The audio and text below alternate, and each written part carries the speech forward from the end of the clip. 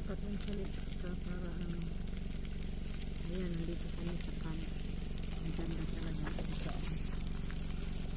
ganitong lakad. O dito, hi ka rito. Yan. Andito kami sa Waskaso National Park. Alright. May Kikay making a breakfast. Ayan o. Andyan si ano. Buhulanong Canadian vlog. Ito naman si Kikoy. Alright.